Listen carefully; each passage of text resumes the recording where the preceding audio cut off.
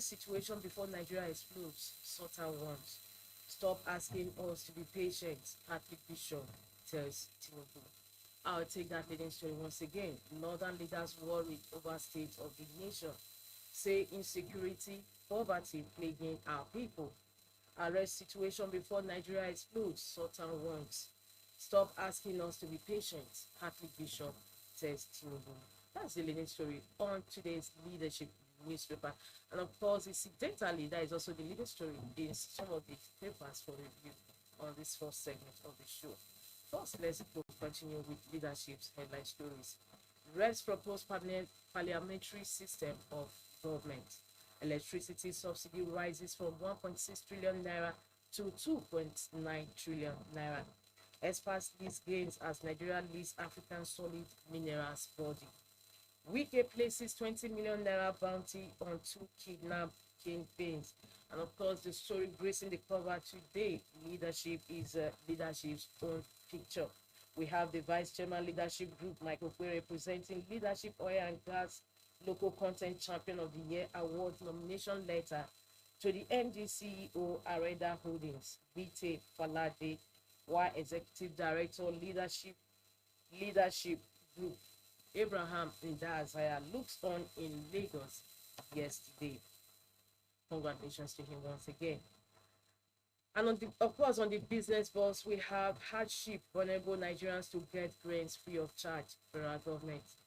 Hardship, vulnerable Nigerians to get grains free of charge for federal government. And above the masthead of leadership, student loan scheme takes off in 3 weeks by Jabiamina. CBN raises customs duty rate by 2.6%, fifth time in 2024. That concludes the leading stories on the cover of leadership. Then first, let's take a sneak preview of our stand on page 3. Our stand today is on exposed religious sects financing terrorism. Exposed religious sects financing terrorism. Of course, this is a development story to the report carried by national dailies coming from the EFCC chairman that some religious sects were financing terrorism. And on today's leadership's editorial, it says expose religious sects financing terrorism. From our stand, we move to the back page of the paper where we have been blunt with Moazu Elize. Moazu is writing on does the IMF care about us? You have to find out as you log onto the website of leadership to read more and continuation of the headline stories and editorial www.leadership.ng. From leadership, this day newspaper is next.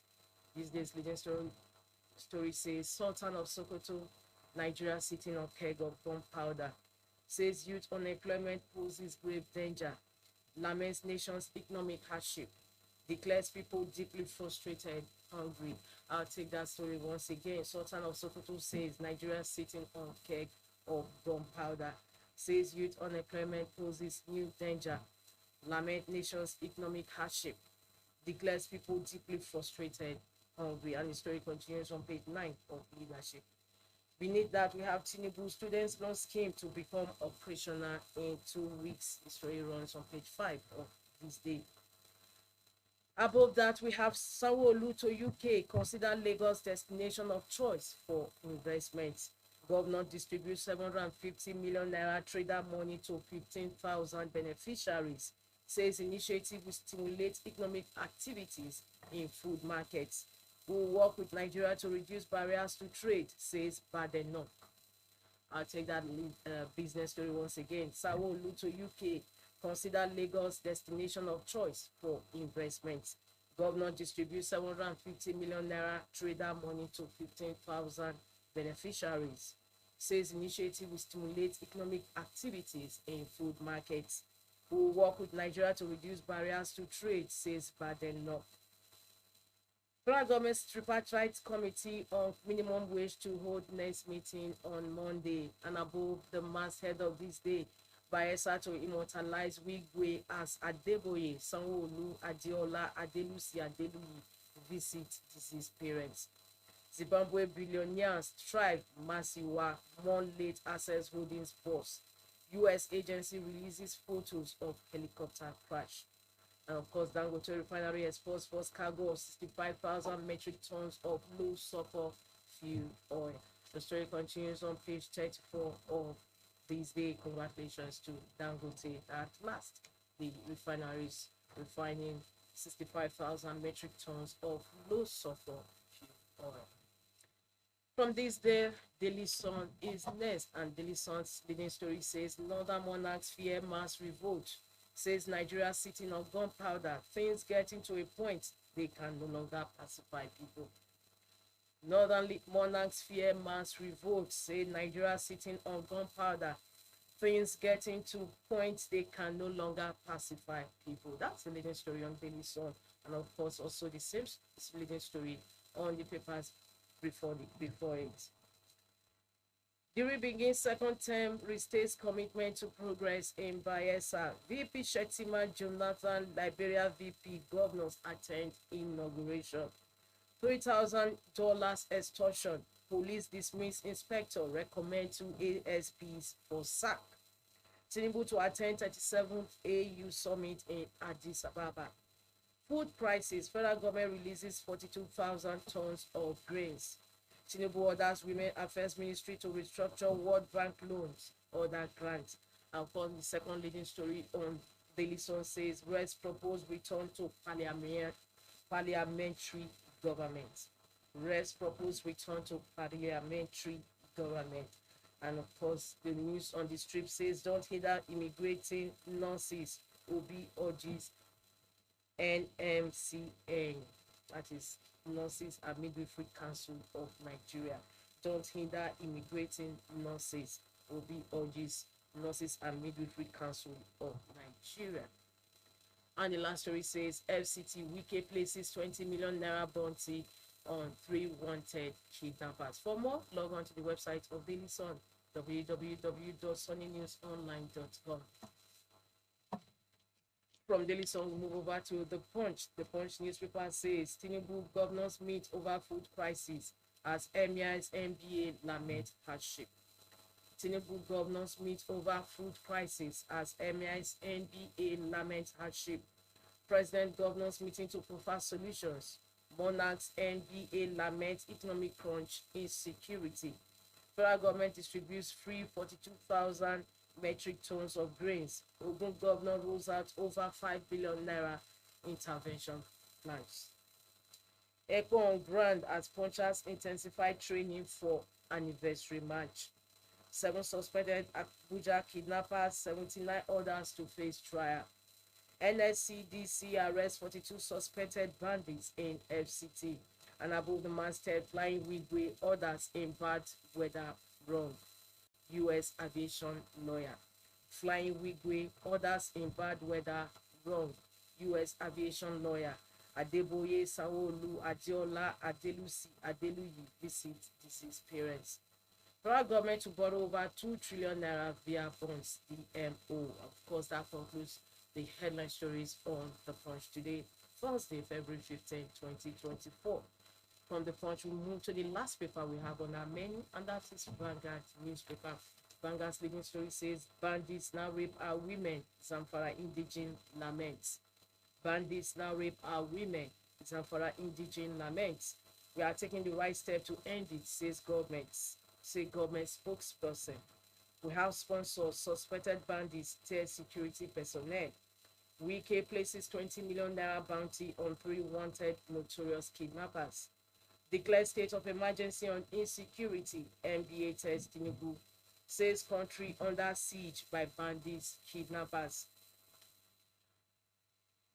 Beneath that, we have airfares, fears mount over likely shutdown as ticket prices rise. APC governors to PDP don't incite Nigerians. And in sports, Pesero in talks with NFF over contract extension, which takes us to the stories above the headline stories. UK lawyers can practice in Nigeria, say federal government NBA. Insurance premium income rises 25.9% amid economic hardship. Wigway US provides pictures of crash location as Senate mounts. Edo 2024, Labour Party aspirants back state leadership's position. Afegwa slams Idahagbon Oshomole's alleged choice in APC. Hardship, we can no longer pacify our subjects. Northern monarchs tell Tinubu. Because this concludes the headline stories on today's Vanguard newspaper, Thursday, February 15th, 2024. For more, log on to the website of Vanguard, www.vanguardngr.com. And of course, with that, we also come to the end of the first segment of this show. Don't forget, second segment for the discussions ongoing on some of the trending stories. My name is Winifred. Please stay tuned.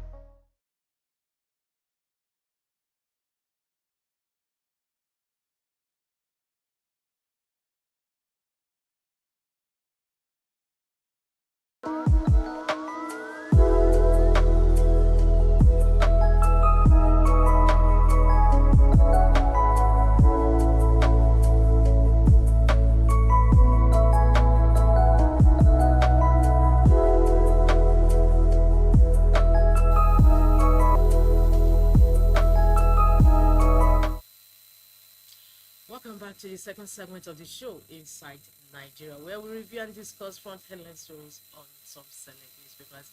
My name is Winifred, but once again, your host on the program. Of course, you can see I have my Thursday guest sitting beside me in the studio. He's a political economist and also public affairs analyst, Olamide Adekolare. Thank you so much.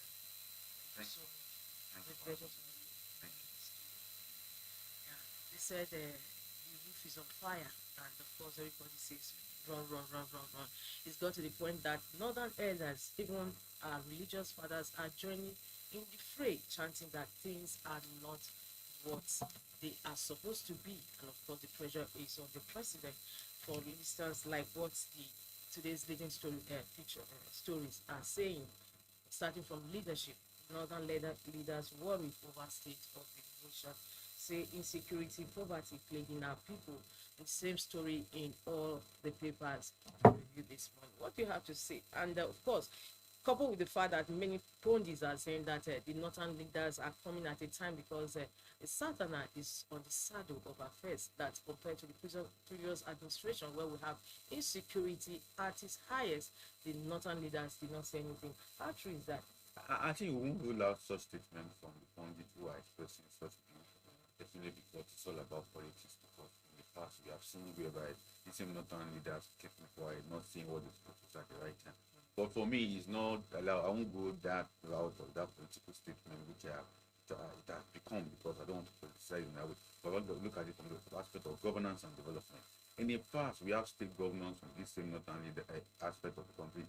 What have they been doing about security? What have they been doing about food security in their state? What have they been doing in providing employment and job for their people? So if you look at these three things I've just mentioned, you discover that these northern governors of northern staff failed.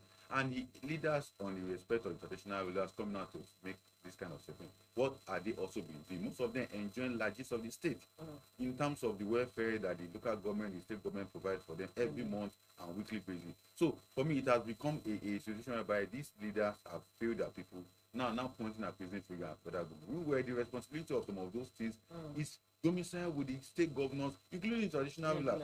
Is it not the traditional rulers that are giving people license to go and be mining in their state?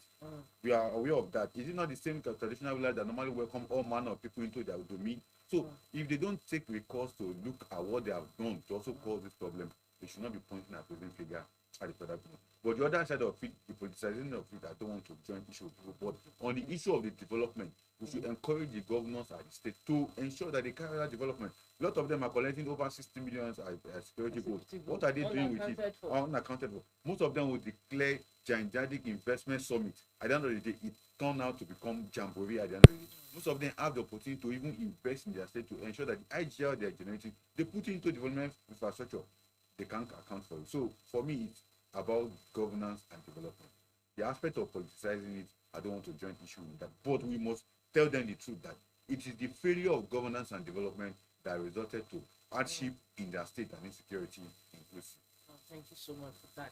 Now, still on the issue of hardship in the country, recently or 2 weeks ago, there were reports that of protests taking place in Niger and Kano states and even Osun state. Exactly.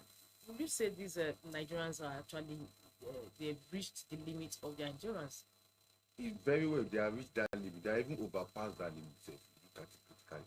Take for instance the one that happened in Niger State. Niger State is it's an agri hub in the north center whereby people go there to buy food and take out. And you ask yourself, the same state governors that you're talking about stopping people from coming to buy food stuff in the state, what have they done in terms of investing in agriculture? Although the governor is a new one, but the ones with his predecessor, so what did they do about agriculture in Niger State? They did nothing.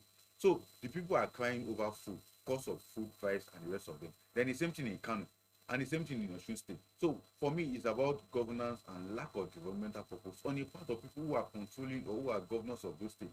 If they have done the needful, the people will not come out. Ask me, when this current government came into power, they released 5 billion for those states. What did they do with the money? Previous Buhari government released money, released grains. Before Tinubu started releasing 125,000 tons of tons of grains, now he released 200,000 of it recently. If you ask, by the time those grains get to the state governors will hijack them. They will not allow you to go into the market or go into the place necessary for it. So for me, it's just failure of governance on the part of those state governors who are not doing what they're supposed to do, who have allowed the luxury of governance to overtake them to the point that most of them think about traveling abroad for conferences, for seminars, and also hosting conferences and seminars that doesn't have any direct relationship with the state economy and direct relationship with the people. So for me, they should just sit right and do what is necessary to help their people. But now the Nigerians protesting against the federal government. What happened to state government? Because there is Nigeria operates 3 tiers of governance. We have local government, state, and federal. But a situation by people are protesting against the federal government, one begins to wonder what happened to the states. The issue is, the federal government took some of the major decisions in terms of the economy, like the removal of first subsidy and the forex unification. So directly, because federal government control the food oil price, control the food oil exploitation and the rest of the money that the receipt of it that comes from it. So everybody focused on that the government would have just allowed to remain. Now, the other aspect of it, when federal government removes subsidy and the high cost of transportation, how many state governors have been able to initiate mass transport in their state?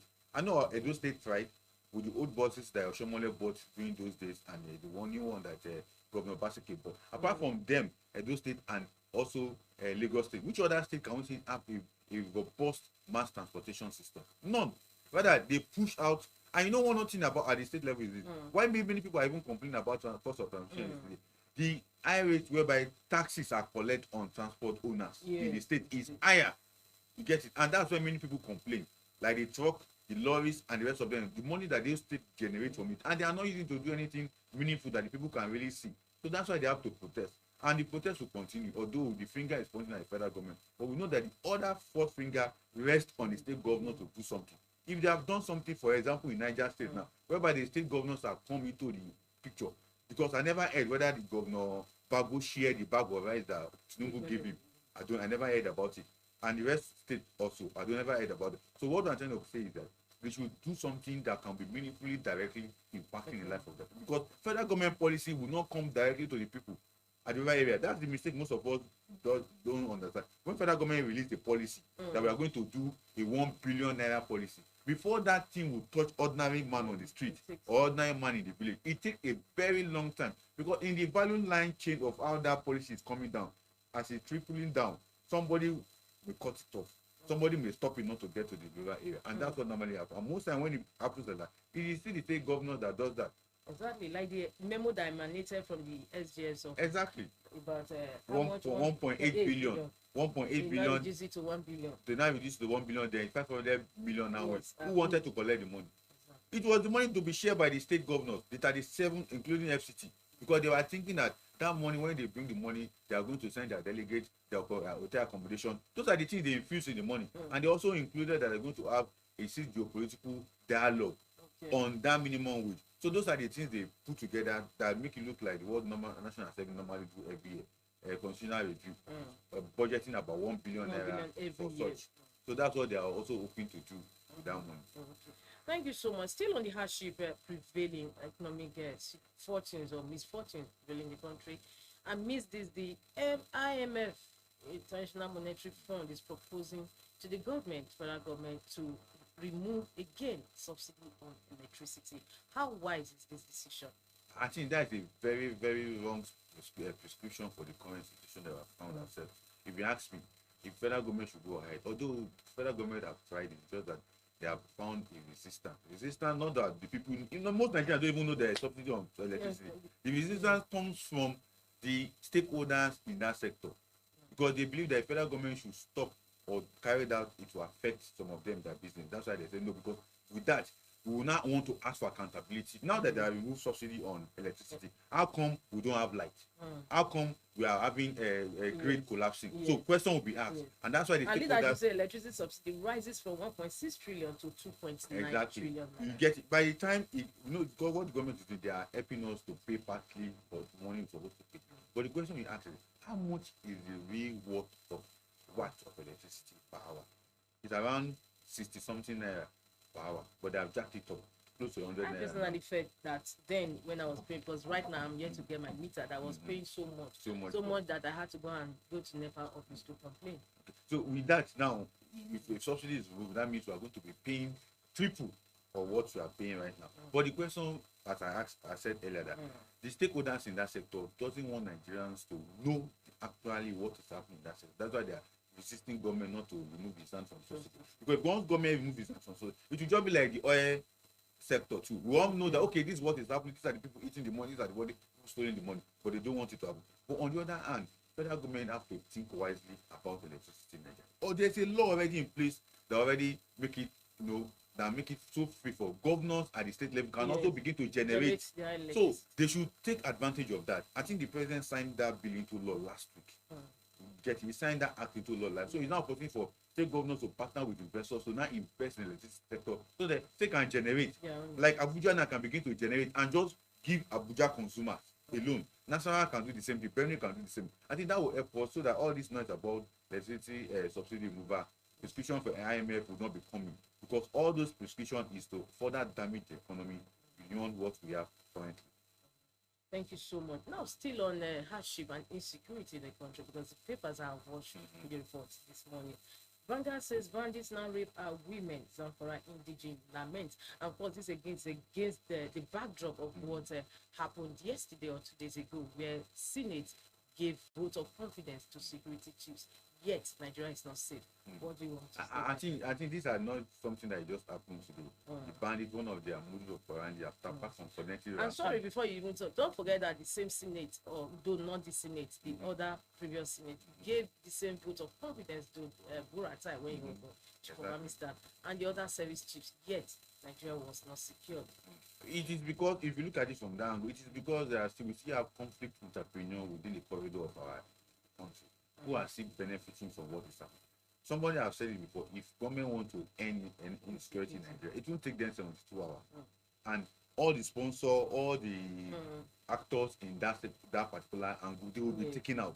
But because we're still playing game around it, budgetary allocation will still be given, oversight function will still be carried out, conferences will still be organized. You can see a lot of all government agencies are trying to organize security conferences between now and end of the year. A lot of them, including National Assembly, is also thinking about conferences around security. So a lot of businesses, a lot of entrepreneurship skills and the rest of them coming out of this particular sector is making it to sustain.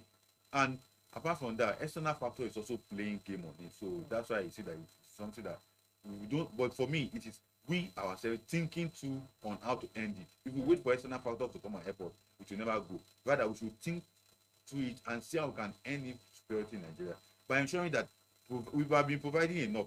I won't say we have not been providing. We have been providing enough for security architecture. Over 2 trillion will be given to them in this year budget. So, what is the problem that we cannot solve the problem of security? But for me, it is about the business angle of it, the economic benefit that is coming to all these aspects of it that we don't want to end.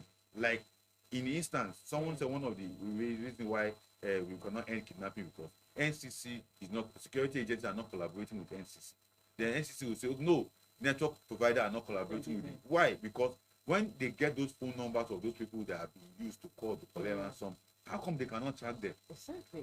And when you individual, if you go to police and say you want to track whatever, you have to pay. You have to pay. So and all those even if you pay, they do it very well. very well They're for able you, to and they trace it trace for you. whatever you Then want. why can't they just also use the same thing? And recently they came out to say that they don't have tracking devices after all these years of kidnapping and all whatnot. So obviously, what happened? What they were owing to Nigerians was that they did actually virtually nothing about it. Is it about using tracking devices? Recently, I think there was a report about people collected ransom on the vehicle, one transport company. There were the president were kidnapped.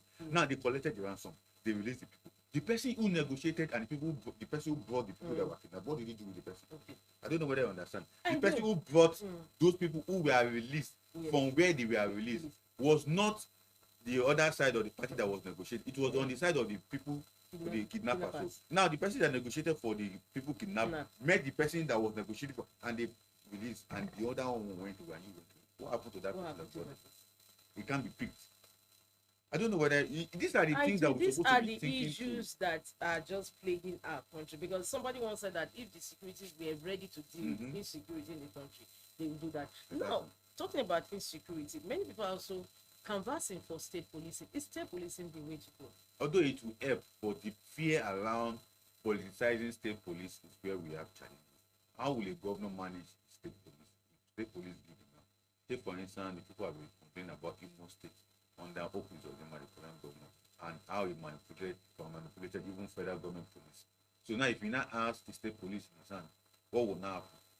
You get it? Like Osun State, that the governor is having problem with traditional rulers and traditional rights and the rest of them, picking one Oba and replacing it with another one when the Oba has not died and they are fighting. So if it's somebody like that as the state police, what will he do with the state police? So those are the fear that is coming around having state police. It's good.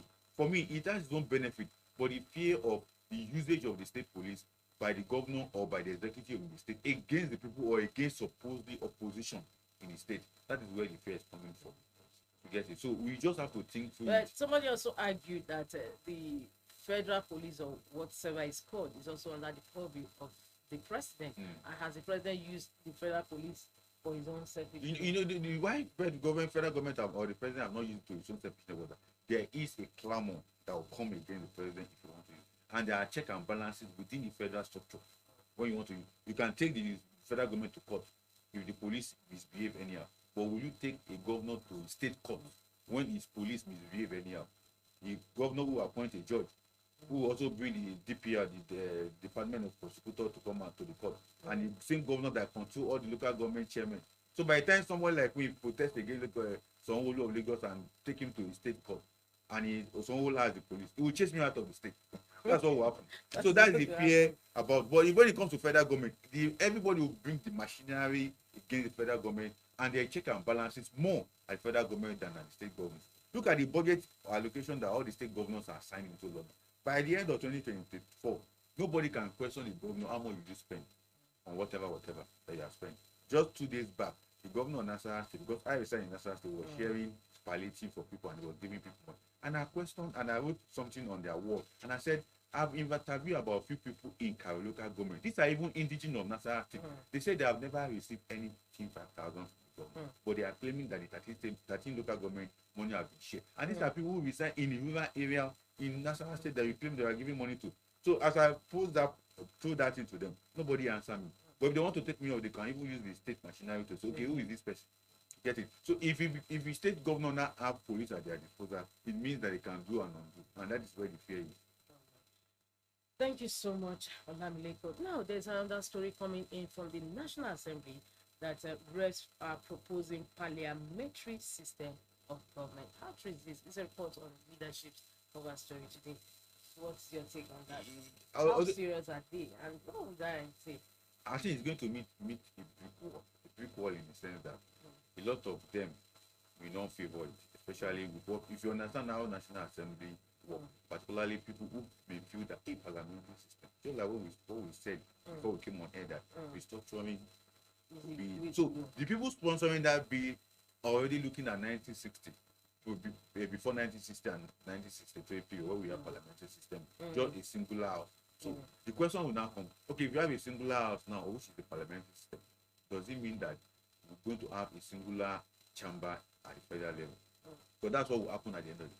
We can't have two chambers, national at this. So are we going to collapse with the house? Won't it help Lamileko, at least because Nigerians have been crying over cost of governance, at least especially considering the fact that we have about 103 senators, 109 senators, and over 366 House of Reps. At least we collapse this into one. It will really help economically. The only way it can help is that if we say now, say, okay, it's going to be, we are not going to be collecting all the kind of movement that we are collecting at this present time when we now have that parliamentary system. Apart from having a unicameral legislature, what does it entail besides that?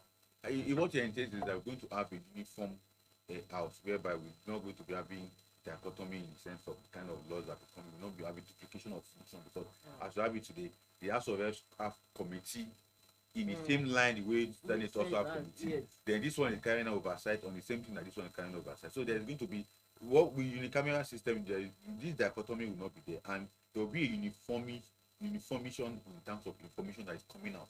What I mean by uniformation, the information that will be coming out will be concrete, will be factual. We won't be having discarried information like what we have when the petroleum industrial bill was to be passed. Senate has their own, House of Reps has their own. So it brought a lot of problems within that circle. But when you have unicameral, you're going to have a one house, and the information that will be coming out will be concrete and be factual, but not like what we have. And again, the kind of money we'll be spending, for me, although it may reduce the cost somehow, but it may not reduce the unit of what we spend on each member at the end of the day. They may still want to maintain what is currently, what they are receiving currently, but it may not really affect the total cost at the end of the day. Thank you so much. Now, still on Wigwe, Herbert Wigwe, of course, his death has thrown the country into mourning since it happened. And leadership, can I take the leadership? Well, let me take it from the Punch. The Punch says, flying Wigwe orders a bad weather rug. That is coming from U.S. aviation lawyer. And so same story in this day too. Same thing, because Nigerians continue to mourn him. So, but what do you have to say about that? Because Vanguard also says U.S. provides pictures of crash location as Senate wants. It's quite sad that we lost a gentleman that has been striving very well in the banking sector, that also provide leadership in the banking sector. Because when you talk about the top 5 tier banks, Access Bank is leading the pack. Access Bank, Bank, West Bank, and EBA, as well as anyone. These are the first 5 tier banks that we economic analysts normally examine how they are performing in terms of their stabilization, in terms of their funding, in terms of their capitalization. And if you discover just recently, Access Bank became the second bank to also get to that 1 trillion threshold of capitalization after UBA. So it has been a bank that was doing very well, but the sudden demise of the MD was quite, it's happening to many of us, and we hope that it's so continue to rest with his wife and his son. And for me, it's for the bourgeois, the elite, to learn. It's not everywhere you go. They have to learn. It's not every luxury thing that you just have to want to be part of, going here and there. And because we are not saying they should not go for holidays. That was what also happened in the US. Exactly. Those billionaires. Exactly. You want to go and see what is happening in the submarine to go and see Titanic. Exactly. So and they just, I think they should learn from this other man who's also a billionaire like them. Dangote doesn't travel. That's one thing I noticed about it. He doesn't travel anyhow. And he remains more in Nigeria than going abroad. So you just hold the maybe so peace. Now, just before we go, I can't help asking you this question because it's also another story that is very, very dear to your heart. CBN raises customs duty rates by 2.6%, fifth time in 2024. What is wrong? Because the leadership also carried an exclusive on its cover 2-3 days ago that there are many abandoned vehicles in our nation's seaports because the cost of even paying for just a Corolla is about 3.6 million naira. What is happening? I think for me, we need to interrogate that particular 2 points. Is this CBN that is giving? These are fiscal responsibility. It's meant for Ministry of Finance. CBN doesn't have much role at the port, or doesn't have much role when it comes to custom duties activities are physical policy. These are tax issues. CBN concentrates on monetary policy. So I think somebody have asked me, and I said the responsibility of fixing taxes is meant for the Minister of Finance. So I don't know why everybody is putting it on CBN. I knew that CBN had a policy in the port whereby any receipts of whatever you are doing, they call it invoicing, you provide it.